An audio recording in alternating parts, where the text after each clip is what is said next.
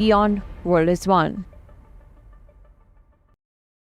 From the bustling trading floors of Wall Street to the vibrant exchanges of Asian stock markets, WION breaks it down for you to make sense of what's happening, as we reveal the key factors behind events, strategic battles, and the game-changing business decisions that shape the world. We bring you all of this and more on World Business Watch. Where darkness hides behind every corner. Where the truth is stranger than fiction. A show that dives deep into the stories which shock and mystify. Unsolved murders. Psychopaths who defy explanation. International war crimes. And millions swindled in financial fraud. The victims, the accused, and the sinister plot. Crime is your front row seat to darkness.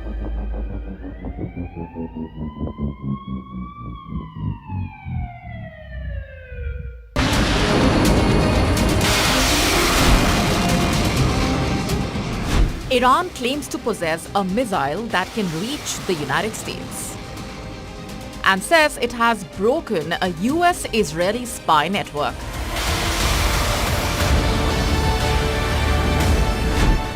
Partition fears return to Gaza as Trump's plan hits a wall.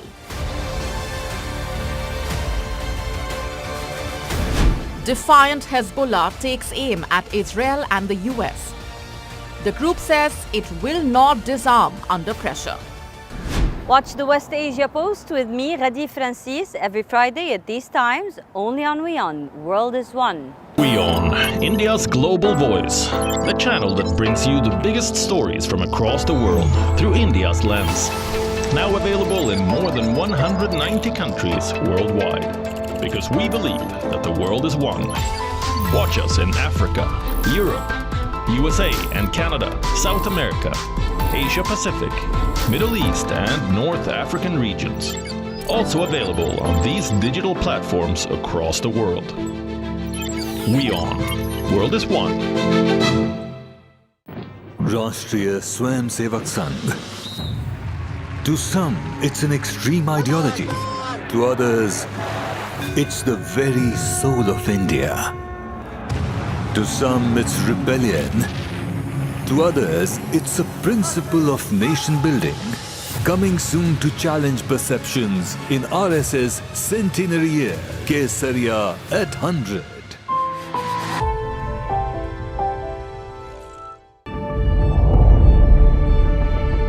The Earth is sending distress signals. Wildfires, droughts, and melting glaciers. Can we reverse the damage? Explore the harrowing effects of climate change. It's a wake-up call. Global emergency. Climate Tracker on WION World is One. From the bustling trading floors of Wall Street to the vibrant exchanges of Asian stock markets, WION breaks it down for you to make sense of what's happening, as we reveal the key factors behind events, strategic battles, and the game-changing business decisions that shape the world. We bring you all of this and more on World Business Watch. Where darkness hides behind every corner. Where the truth is stranger than fiction. A show that dives deep into the stories which shock and mystify. Unsolved murders. Psychopaths who defy explanation. International war crimes. And millions swindled in financial fraud. The victims, the accused, and the sinister plot. Crime is your front row seat to darkness.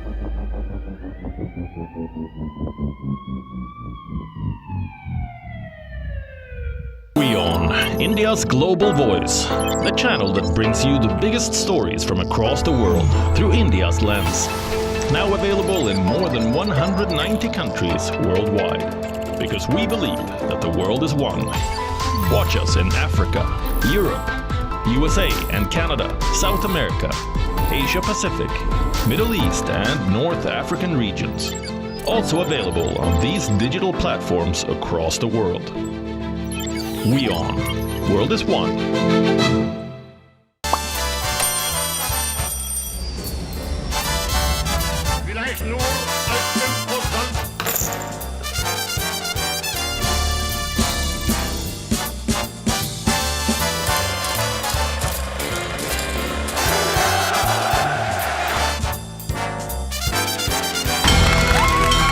From the bustling trading floors of Wall Street to the vibrant exchanges of Asian stock markets, WION breaks it down for you to make sense of what's happening.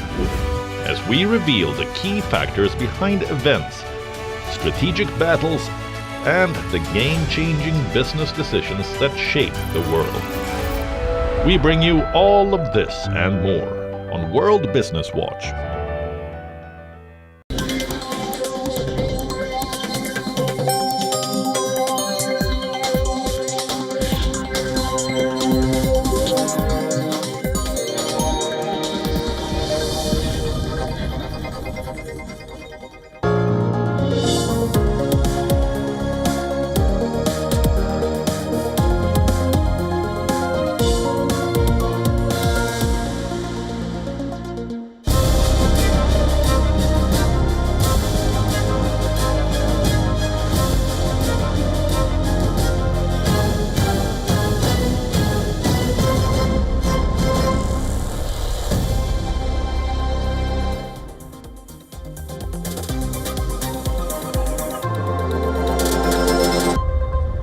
Hello and welcome to our continuous coverage on the big Bihar elections. This is a mandate that few people predicted. At the moment, as things stand, the Bharatiya Janata Party is, along with the JDU, is leading on 197 seats. This is headed towards a landslide victory, a tsunami wave that perhaps no one anticipated that was there in the undercurrents. It is Nitish Kumar who's looking all set to be the Chief Minister all over again. We'll be getting you the details, but first let's take a quick look at what is making headlines at this hour.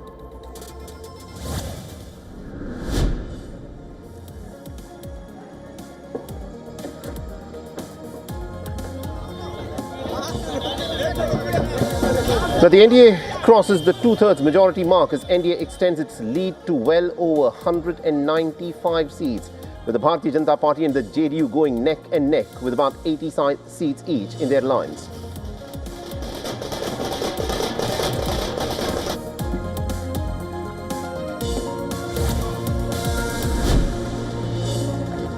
So as the NDA heads for a landslide victory in Bihar, the Mahagathbandhan is now set to be routed out, with the RJD losing its status as the single largest party in the Bihar Assembly.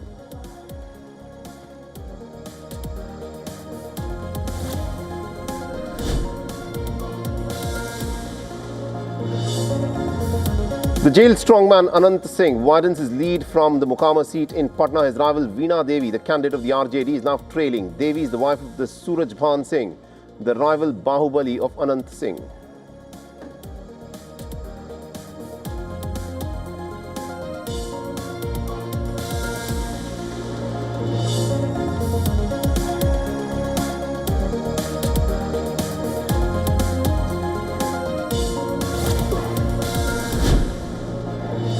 And Prashant Kishore's Jan Suraj party draws a blank so far in the trends. The party has contested about 238 of the 243 seats.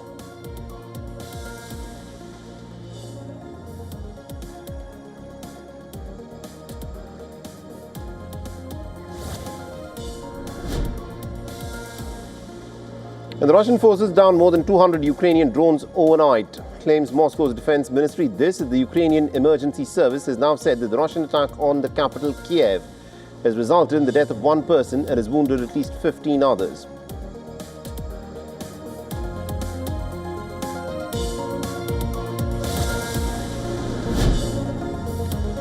Three Chinese astronauts are to return to planet Earth today after a delay that was caused when their spacecraft was struck by a debris in orbit.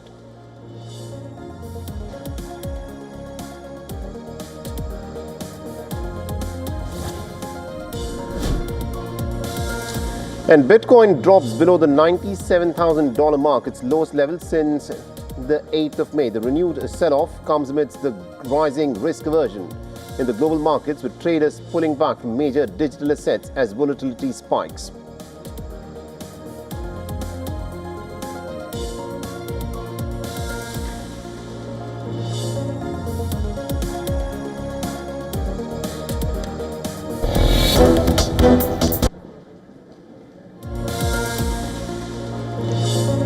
And Carlos Alcaraz secures the year-end world #1 spot by beating Lorenzo Musetti at the ATP finals with a scoreline of 6-4, 6-1 in Turin.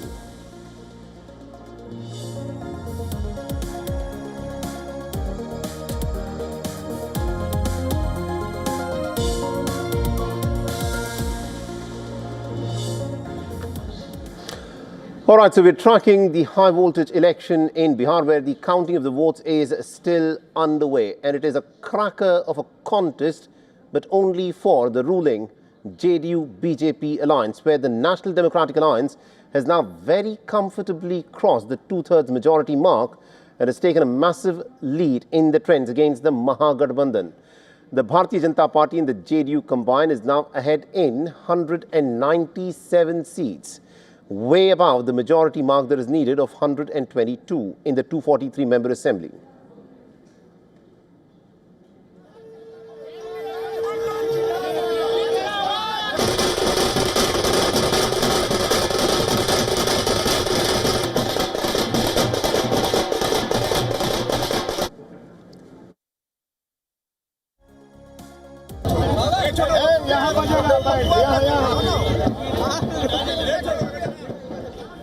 So now the race is between the two allies, that is the Bharatiya Janata Party and the Janata Dal United, as to who will end up as the single largest party. But now it is the Bharatiya Janata Party that seems to be clearly in the lead with at least 90 seats, where it is leading, and the Janata Dal United is leading on about 80 seats at the moment.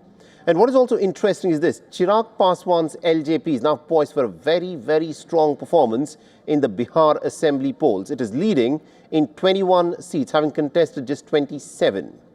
Now, this is a major leap from its poor showing in 2020, when it had chosen not to align with the NDA and had managed to see just one seat. As for the opposition, it could not have gotten any worse than this. The RJD has lost its single largest party status and is leading on only 32 seats at this moment. In this election, the RJD had contested on 143 out of the 243 assembly seats. The Congress continues to remain a weak link in the opposition's grand alliance. The party had fielded its candidates in at least about 61 seats in the Bihar Assembly elections, but it has failed to gain any ground and has been reduced to a single-digit performance.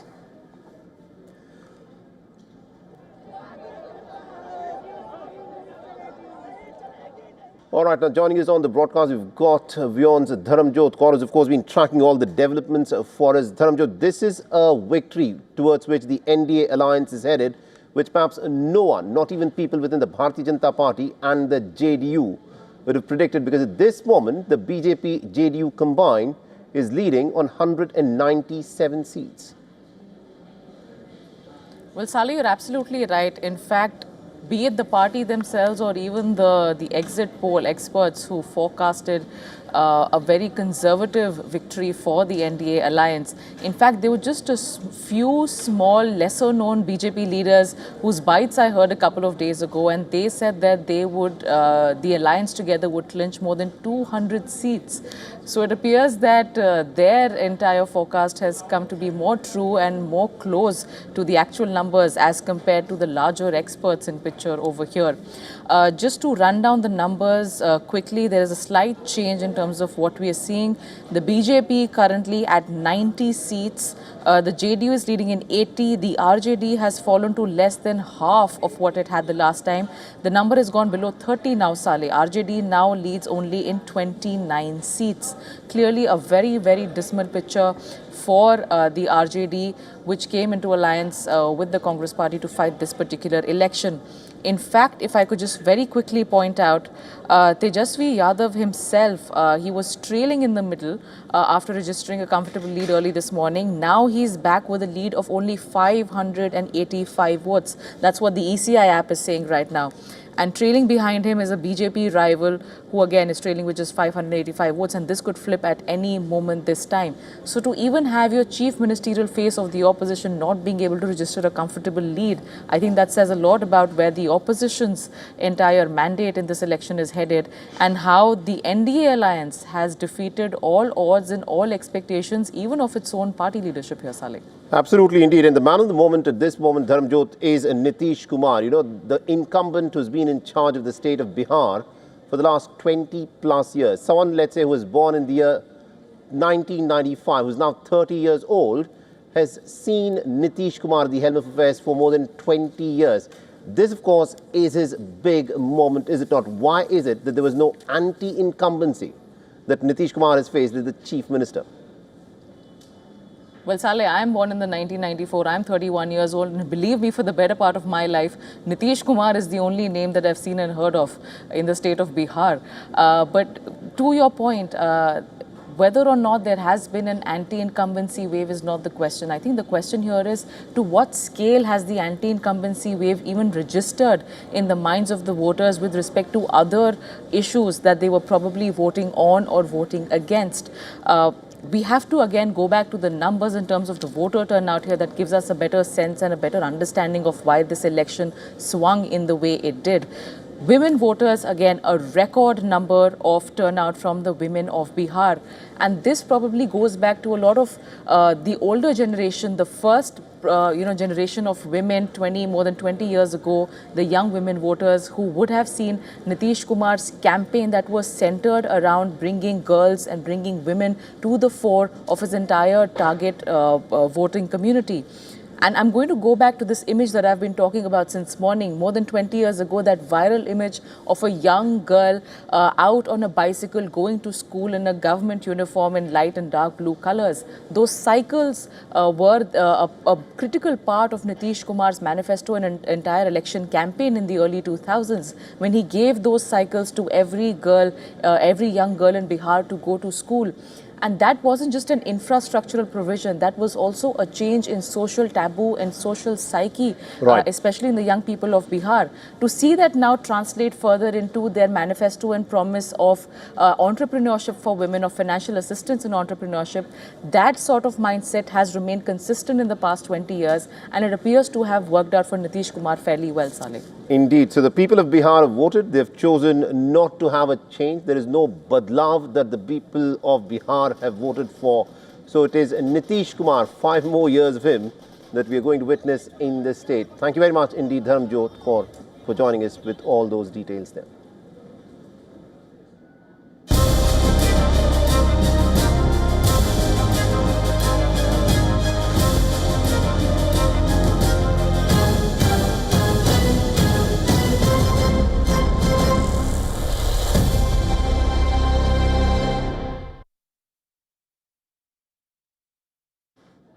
All right, let's now get you some updates with respect to what has been happening with respect to the blast that happened near the iconic Red Fort.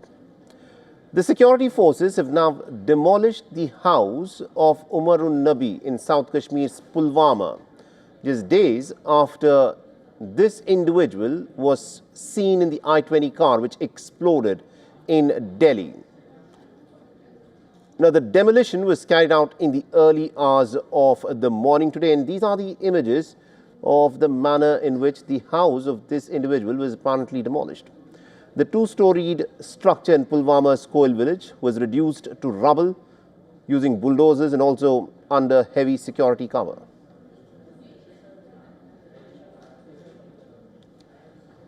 Now, according to sources, the accused doctor was confirmed his presence inside the I-20 car was confirmed through the evidence of the DNA analysis that was done. His DNA matched with that of the I-20 car, which had been reportedly packed with explosives and was detonated prematurely near the Red Fort's parking lot. Now, earlier, the Jammu and Kashmir security forces demolished the houses of at least about 10 terrorists and sympathizers across various districts, including in Pulwama, Anantnag, Bandipora and Shopian. The targeted properties included those of the Lashkar-e-Taiba operatives and the Jaish-e-Mohammed affiliates. This after it reportedly emerged during investigations that doctors arrested from Kashmir had links to the JEM, that is the Jaish-e-Mohammed terror group, which is a Pakistani outfit which has been carrying out repeated terror attacks in India. It was the Jaish-e-Mohammed that was said to be responsible for the Pulwama terror attack as well earlier in the year. The Jammu and Kashmir Chief Minister Omar Abdullah condemned the blast but emphasized that Kashmiris should not be discriminated against or unfairly labelled as terrorists or be linked with terror. Jammu Kashmir का हर बाशिंदा आतंकवादी नहीं है। जम्मू कश्मीर का हर बाशिंदा आतंकवादियों के साथ भी नहीं है। ये चंद लोग हैं जिन्होंने हमेशा यहां अमन और भाईचारे को बिगाड़ने की कोशिश की है। बदकिस्मती से जब हम हर जम्मू कश्मीर के बाशिंदे को और बिलखसूस हर कश्मीरी मुसलमान को एक ही नजरिए से देखना शुरू करते हैं और ये तासुर देना शुरू करते हैं कि हर कश्मीरी मुसलमान जो है वो आतंकवादी है, तो फिर बहुत मुश्किल होता है लोगों को सही पटरी पर रखना है। The security in the national capital has been beefed up, with the Delhi police along with other agencies including fire department today conducting a mock drill in Sarojini Nagar. And WION's Idris Lone has sent us this report. Listen in. Security forces in Jammu and Kashmir have razed the house of the accused Dr. Umar Nabi to ground in his hometown in South Kashmir's Pulwama district. Security forces planted an IED inside the house and blasted it in the intervening night. Dr. Umar Nabi is the main accused who was responsible for carrying out the attack outside the Red Fort gate. His DNA testing of his parents' samples were taken and later on correlated, and they matched with Dr. Umar Nabi. After that, we've seen his family members were taken for investigation by security forces. Later on, his mother and father both were let off, but his brothers still remain in custody. We've seen around 15 people have been taken into custody for the investigation yesterday by the counterintelligence wing of Jammu and Kashmir police. Meanwhile, 5 of them were doctors. Security forces making sure to dismantle the terror networks active across the Kashmir division. With video journalist Feroz Idris Lone for WION World is One. Now in India, the Gujarat Anti-Terrorism Squad has achieved what it says is a major breakthrough in the investigation into a terror plot linked to the arrest of the Hyderabad-based Dr. Ahmed Muhyiddin Syed. Now they claim to have seized equipment and also materials that apparently was being used to manufacture this very, very poisonous toxin, ricin, from his residence in Hyderabad. The seized materials include castor seeds and acetone, which can be processed to produce ricin, which is a deadly poison. The Gujarat Anti-Terrorism Squad had earlier arrested Dr. Syed Muhyiddin along with 2 others, that is Azad Suleiman Sheikh and Mohammad Suhail Khan, for allegedly planning pan-India terror attacks. The Dr. Syed was apprehended in Ahmedabad while attempting to supply weapons, and the ATS further says that Dr. Syed was awaiting instructions from his Pakistani handler on how to use this toxin. Now, the investigation has revealed that the 3 individuals were functioning for the terror module, that is the ISKP, or the Islamic State Khorasan, a branch of the ISIS. It was also revealed that the trio had planned to carry out attacks in multiple different locations, including in Delhi, and had received weapons via drones and guidance from Pakistani operatives. Now, the investigative agencies are also saying that this is a part of a wider crackdown on terror modules operating in India. Few months earlier, the Gujarat ATS had arrested about 4 individuals that they claim had been linked to the Al-Qaeda.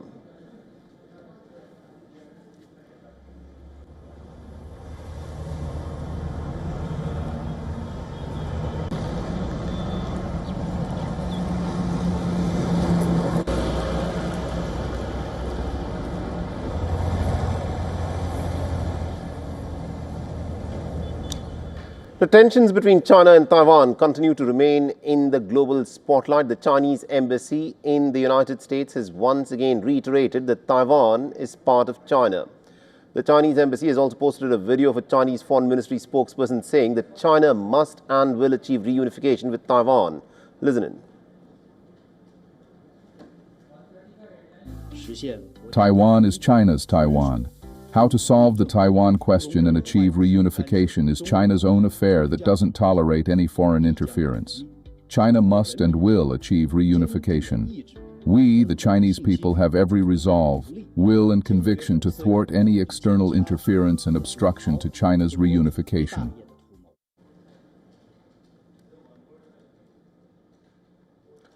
The Pentagon on Thursday said that the United States had approved the possible sale to Taiwan of the fighter jet spare and repair parts for $330 million. The package included parts and equipment for Taiwan's fleet of F-16 fighter jets, the C-130 transport aircraft, and other military platforms. And this marks the first military sale to Taiwan since the U.S. President Donald Trump's return to the White House. The American Defense Department said that the potential sale will strengthen Taiwan's ability to counter current and future threats by maintaining the operational readiness of its Air Force. The United States does not recognize Taiwan's claim to statehood, but Washington is Taipei's biggest arms supplier and also a key deterrent to China, potentially launching an attack on the island. China claims that the island is its own territory, and in recent months, China had escalated its military activities around Taiwan. It's also been sending fighter jets and warships near Taiwan, staging war games and drills to test its capabilities.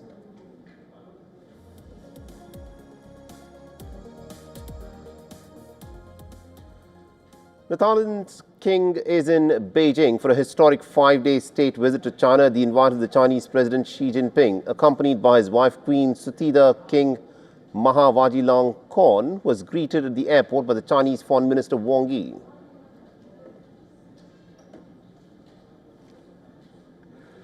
Now, the visit by the Thai King and Queen comes just days after the visit by Spain's King Felipe VI and Queen Letizia to China earlier in the week.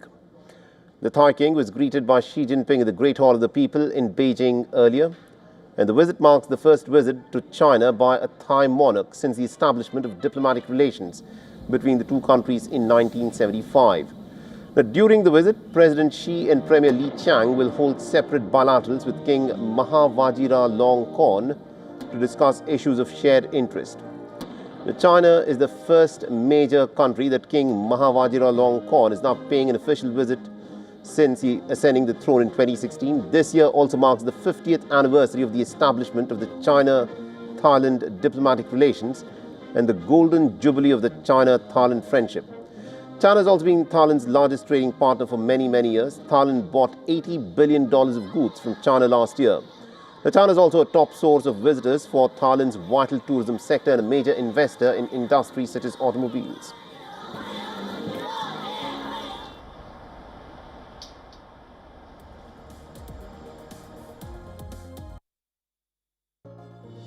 And it was a star-studded night in Los Angeles as Hollywood icon George Clooney joined co-star Adam Sandler for the premiere of J. Kelly. We'll leave you with these images. Thanks for watching.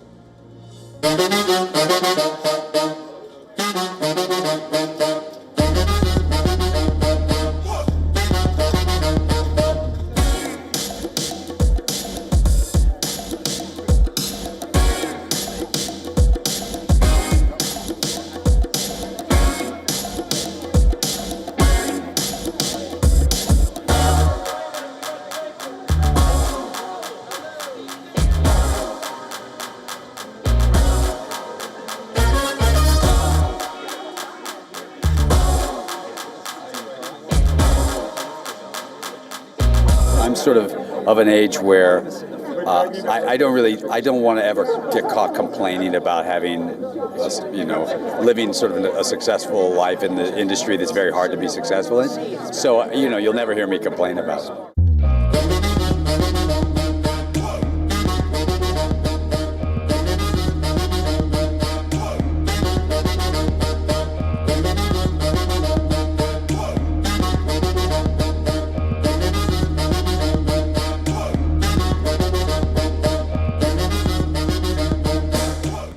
It was really kind of instinctual. It's like when we were writing it that it was a movie about a movie star, but the audience should have the real audience should have the same history with the actor playing the movie star as the people in the movie have, and and that there would always be a kind of tension between George and Jay.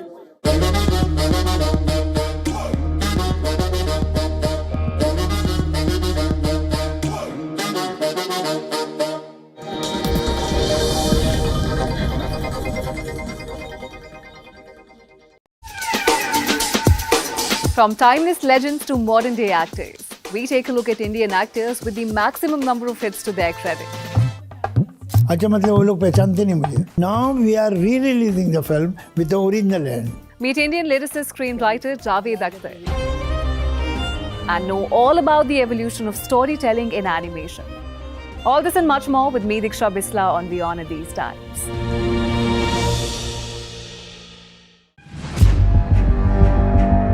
Where darkness hides behind every corner. Where the truth is stranger than fiction.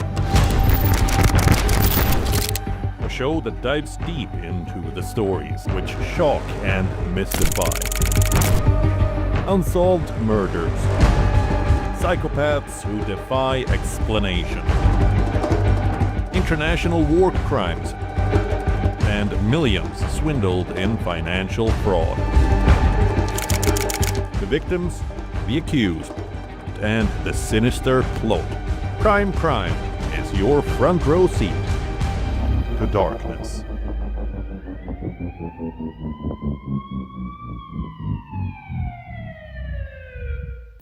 Rashtriya Swayamsevak Sangh. To some, it's an extreme ideology. To others, it's the very soul of India. To some, it's rebellion. To others, it's a principle of nation building. Coming soon to challenge perceptions in RS's centenary year, Kesariya at 100.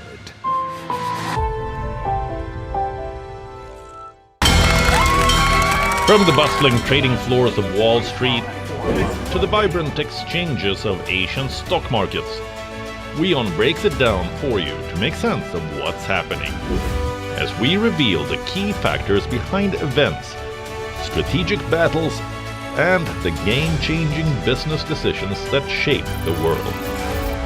We bring you all of this and more on World Business Watch. Where darkness hides behind every corner. Where the truth is stranger than fiction. A show that dives deep into the stories which shock and mystify. Unsolved murders. Psychopaths who defy explanation. International war crimes. And millions swindled in financial fraud. The victims, the accused, and the sinister plot. Crime is your front row seat to darkness.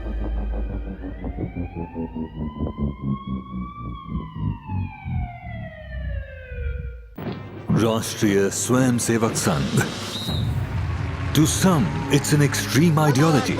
To others, it's the very soul of India.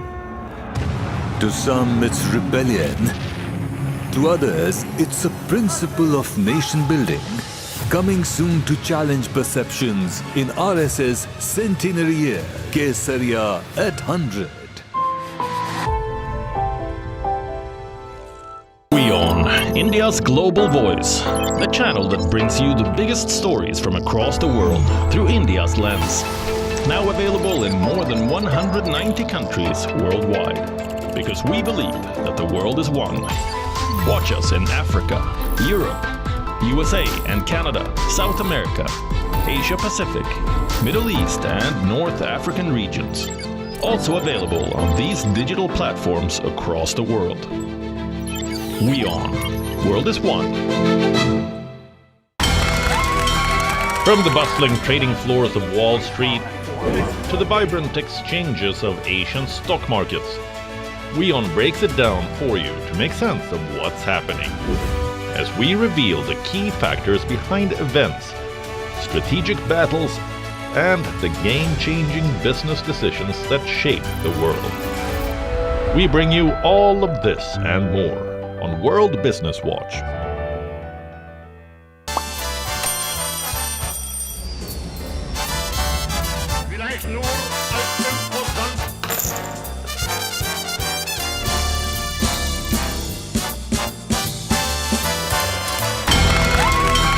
From the bustling trading floors of Wall Street to the vibrant exchanges of Asian stock markets, WION breaks it down for you to make sense of what's happening. As we reveal the key factors behind events, strategic battles, and the game-changing business decisions that shape the world. We bring you all of this and more on World Business Watch.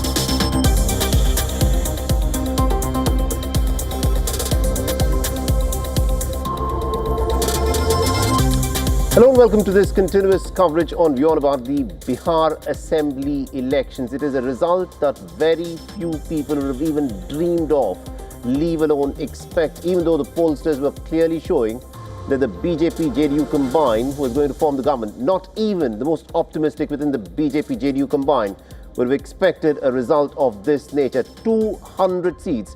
That is how much the BJP-JDU combined is currently leading on. That is more than the 4/5 majority in the 243 Assembly House. What happens as a result of this election? Why is it that the people of Bihar have again chosen Nitish Kumar to lead them for the next 5 years? We'll be discussing all of those issues. But first, let's take a quick look as to what is making headlines at this hour.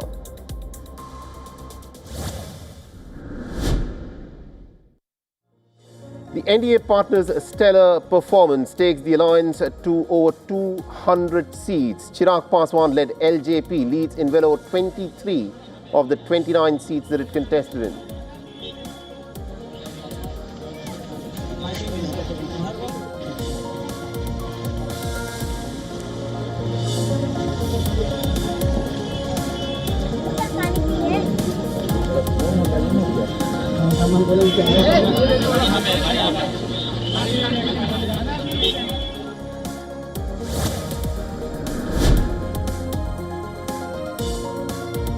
The seesaw battle for the Grand Alliance's chief ministerial face Tejasvi as he tries to save the family stronghold Raghopur in a contest that has turned into a bit of a nail-biter.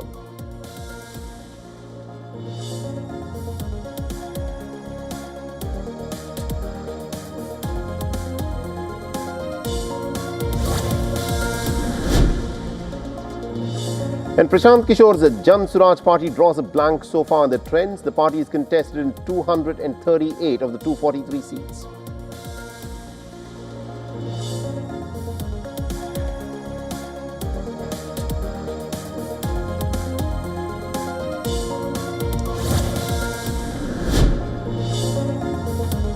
The Ukrainian authorities claim that a Russian attack overnight, mostly targeting the capital city of Kiev, killed 4 people and then damaged buildings across the city.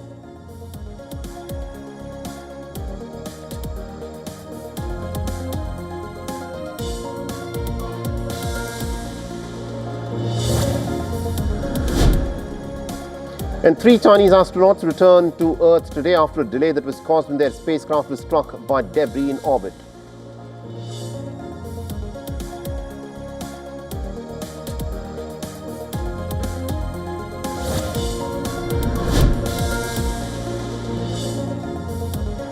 And Bitcoin drops below the $97,000 mark, its lowest level since the 8th of May. The renewed sell-off has come amidst the rising risk aversion in global markets, with the traders pulling back from major digital assets as volatility spikes.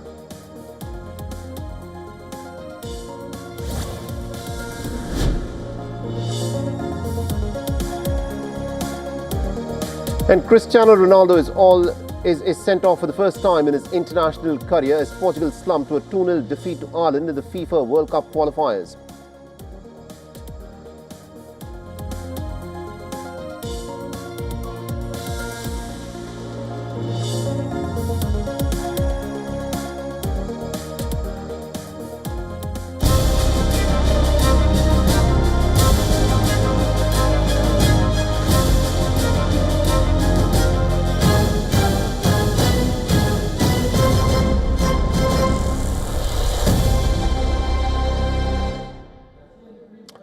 As the counting of votes for the Bihar Assembly elections continues, the ruling National Democratic Alliance has crossed the 2/3 majority mark, taking a massive lead in the trends against the Mahagathbandhan. The Bharatiya Janata Party and the Janata Dal United-led NDA is ahead in 200 seats, way over the majority mark of 122 in the 243-member assembly.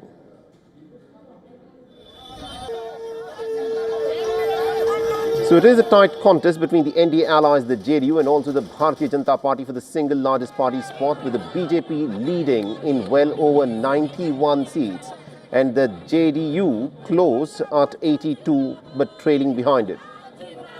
Now, Chirag Paswan's LJP is now poised for a pretty dominant performance, winning 21 of the 27 seats that it has contested in this elections.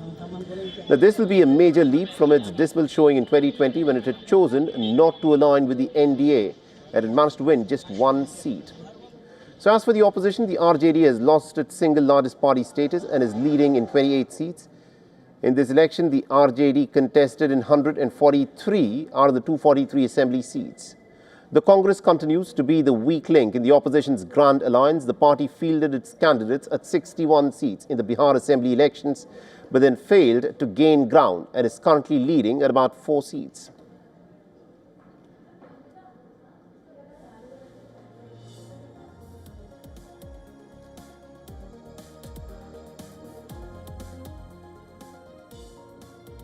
Let's also listen to some of the reactions that are coming in on the back of this, what is clearly going to be a huge, massive electoral victory for the JDU-BJP combined.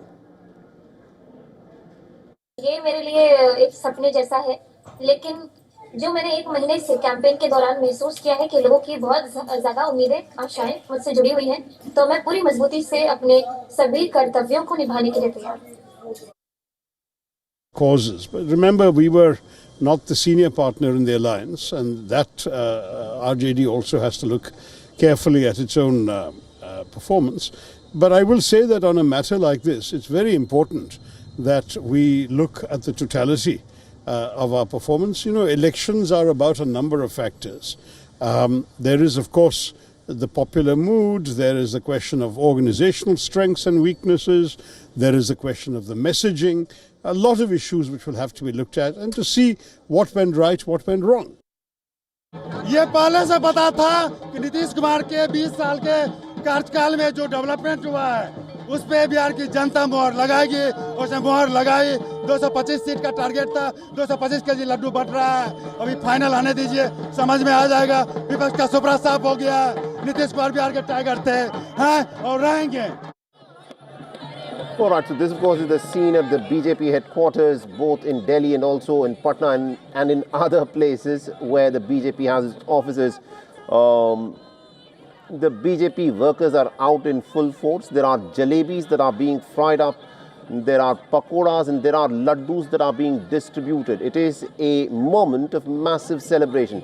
Not even members of the Bharatiya Janata Party, JDU combined, would have expected the numbers that you're looking at. 203. That is more than 80% of all seats in the assembly are now sitting in the kitty of the BJP, JDU combined. And what you are witnessing in many ways is arguably a massive, massive victory, one of the biggest that we have seen in the state of Bihar. And this is unlike anything that any political pundit had predicted. And what is also shocking to a lot of people is that Nitish Kumar, the man of the moment, who's been in charge of Bihar for well over 20 years, he's been described as Sushasan Babu, he's also been described as Palti Kumar. But despite of the many nomenclatures that he has, he seems to be someone who clearly has the hold on the hearts of the people in Bihar. This is a massive mandate that in an election that was fought in the name of Nitish Kumar, the 74-year-old grand old man, many people have questioned his mental acuity. Sometimes in some of the videos that have gone viral of Nitish Kumar, sometimes he's there, sometimes he's not. So questions had been asked about his mental state. But despite that, in the state of Bihar, it is Nitish Kumar who's ruling the hearts and minds of the people. Victory ruts are also being taken out on the streets. And this moment is a defining moment in Bihar's politics, because what this election has shown is that despite the rampant problem of unemployment, despite the rampant problem of a very low per capita income in the state of Bihar, despite the fact that more than 7 million young men and women of Bihar have had to migrate to other states to earn a living, the people of Bihar have chosen to persist with the incumbent without any hint of an anti-incumbency wave. This is a tsunami of an electoral victory that the JDU-BJP combined has managed to win in an election that a lot of people thought would be fought on many different issues pertinent to the youth of Bihar. But what we are witnessing is a completely different scenario. 2 plus 2 is not always 4 in Indian politics, and that is what you're witnessing in the state of Bihar.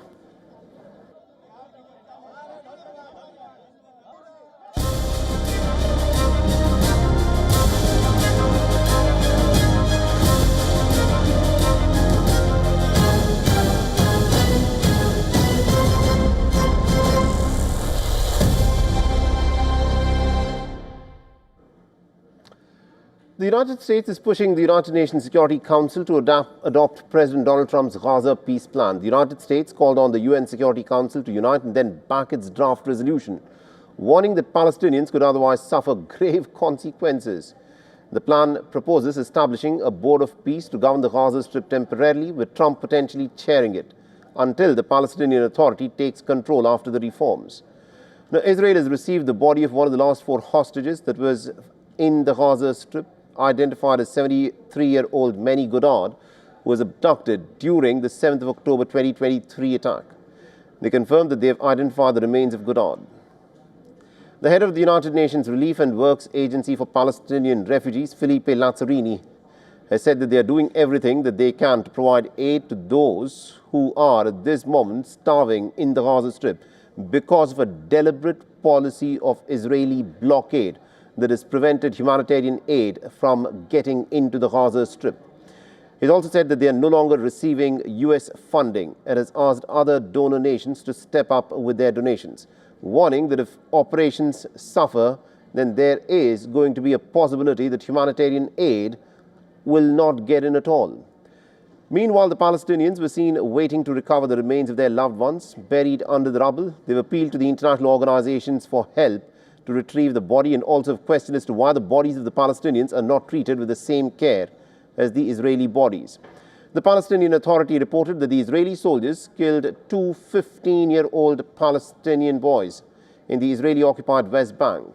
Now, Israel is calling these 15-year-old boys to be terrorists who are attempting to carry out an attack. And the incident has sparked some international concern, with the United Nations Secretary General condemning the killing of 2 young Palestinian boys. Now, the United Nations Chief Antonio Guterres has also condemned the Israeli settlers' attack on a mosque in the central West Bank, saying that such attacks on places of worship are completely unacceptable. Regarding the West Bank, I can tell you that we are deeply disturbed by the attacks by Israeli settlers who set fire overnight to a mosque in a West Bank village. Such attacks on places of worship are completely unacceptable. We have and will continue to condemn attacks by Israeli settlers on Palestinians and their property in the West Bank. Now, once a British schoolgirl who was just 15 years old at the time who had fled to join the ISIS, Shamima Begum's story continues to divide opinion. A new independent report is now urging the United Kingdom's government to repatriate her and others who are at this moment detained in Syrian camps. This is the region itself is now under al-Shara's leadership, is entering into a new phase of political reckoning. The report from the Independent Commission on the UK Counter-Terrorism Policy describes the conditions in Syrian camps as simply inhuman, dangerous and degrading. Nearly 70 people linked to Britain, including women and children, remain detained in these facilities. The review further said that the camps risked being seen as Britain's Guantanamo. The Commission has warned that the United Kingdom's reluctance to bring them home could prove to be counterproductive, leaving Britain an outlier amongst the Western nations that have begun repatriations. It is further argued that a controlled security-led return will uphold the human rights and will reduce the risk of radicalization in these lawless zones. Now, Shamima Begum's case sits at the heart of the argument. She left London at just 15 to join the ISIS. She lost 3 children in infancy and was stripped of her British citizenship in 2019. And now, at the age of 25, she has repeatedly expressed a regret, saying that she was a minor at the time when she was groomed and then taken away to Syria and now deserves a second chance. Syria is now under President Ahmed al-Shara, who's gained global legitimacy, highlighted by his unprecedented visit to the White House and President Trump's public show of support. Pressure is building on the United Kingdom to re-evaluate its position. While Britain hesitates, other nations have begun some limited repatriations from Syria's detention camps, and dozens of women and children have returned to Australia, many reportedly reintegrating successfully. Now, France repatriated 3 women and 10 children this year after Europe's Rights Court criticized its delays, and countries like Belgium, Germany and the Netherlands have recovered most of their citizens, while Denmark only repatriates children without their mothers.